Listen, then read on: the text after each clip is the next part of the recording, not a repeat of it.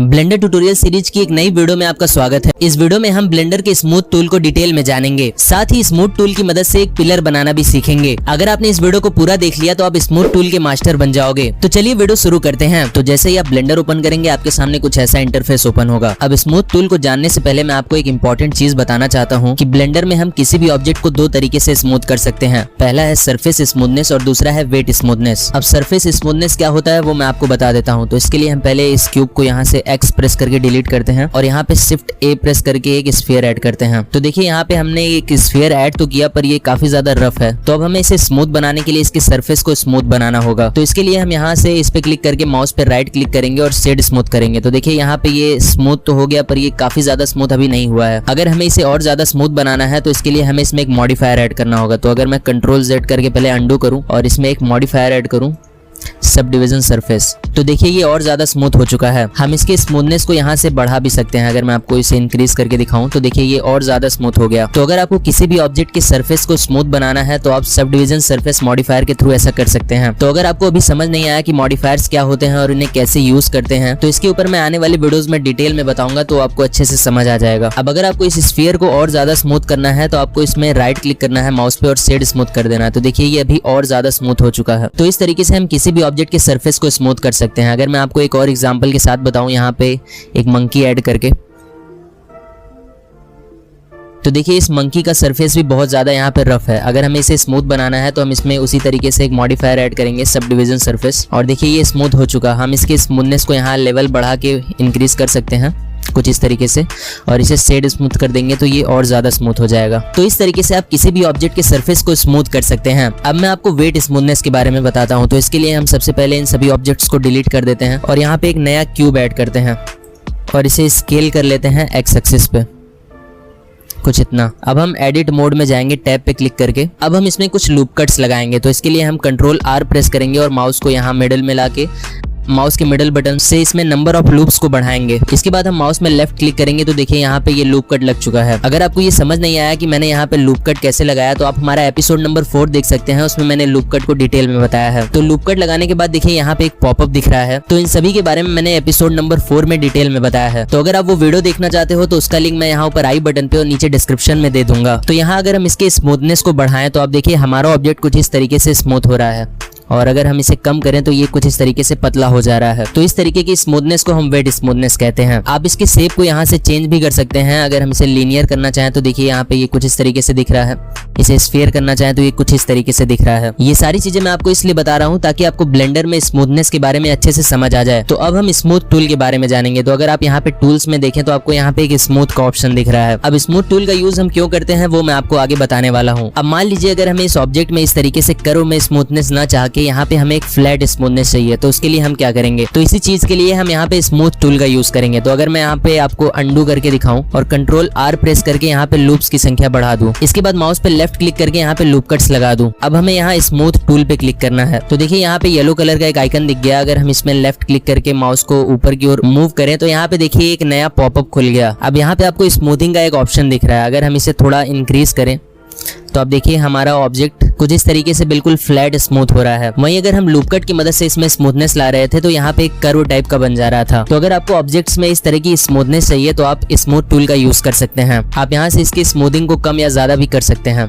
कुछ इस तरीके से। स्मूथ टूल का यूज हम बिल्डिंग्स की पिलर वगैरह बनाने में करते हैं। तो अब मैं आपको यहाँ पे इसकी और सेटिंग्स के बारे में बता देता हूँ। तो आपको पहला तो स्मूथिंग हो गया, वो मैंने बता दिया, और सेकंड यहाँ पे ऑप्शन है रिपीट। तो यहाँ पे देखिए अभी आपको 1 दिख रहा है। इसकी मदद से हम स्मूथिंग को मल्टीपल वेज में बढ़ा सकते हैं। जैसे अगर हमने यहाँ पे अभी इसे 0.682 रखा है, अगर हम इसे यहाँ पे 2 कर दें तो देखिए इसने हमारे ऑब्जेक्ट को उतना ही और ज्यादा स्मूथ कर दिया। अगर हम इसे 3 कर दें तो ये देखिए हमारे ऑब्जेक्ट को उतना ही और ज्यादा स्मूथ कर देगा। तो यहाँ पे स्मूथनेस की जितनी वैल्यू होती है ये उसको मल्टीप्लाई कर देता है। तो अभी हम इसे 1 ही कर देते हैं। इसके बाद यहाँ पे आपको X, Y और Z एक्सिस का ऑप्शन दिख रहा है। तो अभी यहाँ पे आप देखिए ये तीनों टिक है, इसलिए ये तीनों एक्सिस पे स्मूथ हो रहा है। अगर हम यहाँ पे X और Y एक्सिस को अनटिक कर दें तो आप देखिए ये सिर्फ Z एक्सिस पे ही स्मूथ होगा कुछ इस तरीके से। वहीं अगर हम सिर्फ Y एक्सिस पे इसे टिक कर दें तो ये देखिए सिर्फ Y एक्सिस पे ही ऑब्जेक्ट को स्मूथ करेगा, लेकिन X एक्सिस पे ये काम नहीं करेगा। अगर मैं आपको यहाँ पे X एक्सिस पे टिक करके दिखाऊं तो देखिए यहाँ पे इसने ऑब्जेक्ट को स्मूथ नहीं किया। ये इसलिए है क्योंकि हमने लूप कट को इस डायरेक्शन में लगाया है। अगर हमने लूप कट को कुछ इस डायरेक्शन में लगाया होता तो ये एक्स एक्सिस पे भी इसे पतला या मोटा कर सकता था। तो अभी हम इन तीनों को टिक कर देते हैं। तो अब हमने स्मूथ टूल के सारे फीचर्स को जान लिया। अब हम वर्टेक्स और एज पे स्मूथ टूल का यूज करना सीखेंगे। तो इसके लिए हम सबसे पहले ए प्रेस करके इसे डिलीट कर देते हैं और यहाँ पे एक नया क्यूब ऐड करते हैं।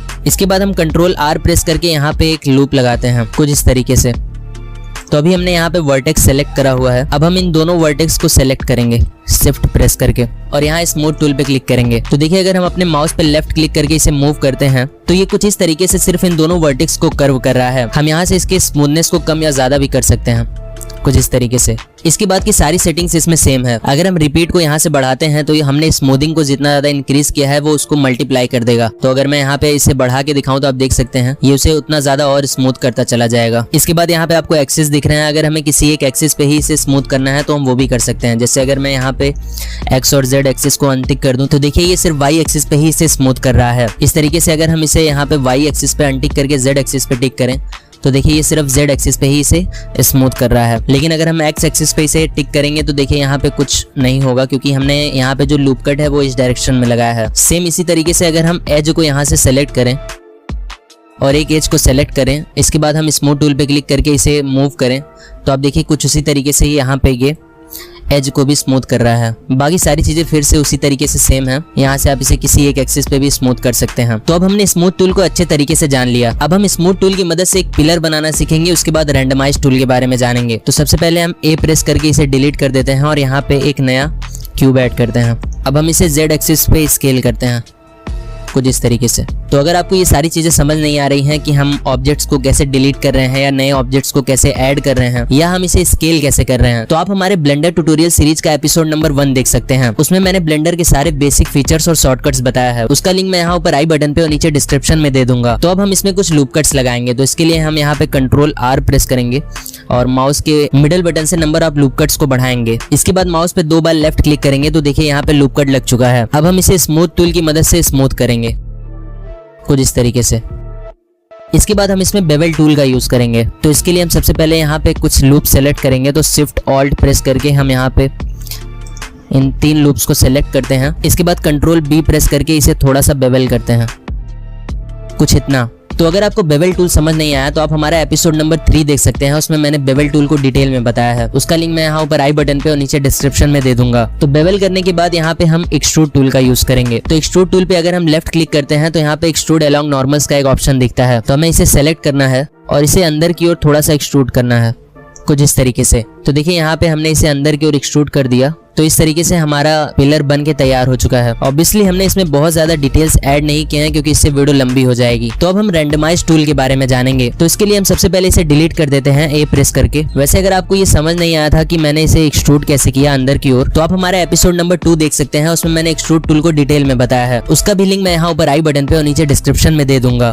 तो अभी हम इसे डिलीट करते हैं एक्स प्रेस करके और यहाँ पे एक नया क्यूब ऐड करते हैं। इसके बाद इसे स्केल करते हैं वाई एक्सिस पे कुछ इतना। तो देखिए जब आप स्पिन टूल पे लेफ्ट क्लिक किए रहते हैं तो आपको यहाँ पे एक और टूल दिखता है रैंडमाइज टूल। तो अब हम इसी को यूज करना सीखेंगे। तो इसके लिए हम सबसे पहले यहाँ पे कुछ लूप कट्स लगा लेते हैं।